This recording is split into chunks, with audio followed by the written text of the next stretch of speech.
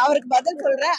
அதை கூட அந்த தகுதியை கூட இல்லாத ஒருவர் பிஜேபியோட தலைவராக இங்க நீடிப்பது அந்த கட்சிக்கு நிச்சயமாக நல்லதில்லை.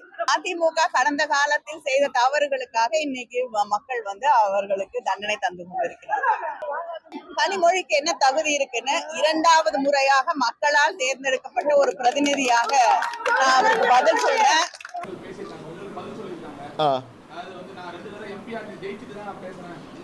எங்கள் அப்பா அரசியல் இல்லைண்ணா. எங்கள் அப்பா பேர் குப்புசாமிங்கண்ணா, விவசாயம் பண்ணுறாரு. நான் சொல்கிறேன் கேளுங்க. எங்கள் அப்பா பேர் கருணாநிதி இல்லை. அவர் 6 டைம் எம்எல்ஏவா இல்லை, 7 டைம் எம்எல்ஏவா இல்லை. எங்கள் அப்பா தோட்டத்தில் ஆடு மாடு மேய்ச்சி விவசாயம் பண்ணுறாரு. ஒரு பையன் நான். அதனால் நான் ஜெயிக்கிற கொஞ்சம் நேரம் ஆகுங்கண்ணா. படிப்படியாக ஒரு படியாக ஏறித்தான் ஜெயிக்க முடியும். எங்கள் அப்பா கருணாநிதியாக இருந்தால் நானும் ஜெயிச்சிருப்பேன். ஆனால் எங்கள் அப்பா குப்புசாமி எனக்கு என்ன சொல்லி கொடுத்தா கைத்தட்டாரு. குப்புசாமி என்ன சொல்லி கொடுத்துருக்காருன்னா, தம்பி மெதுவாக போ, நியாயமாக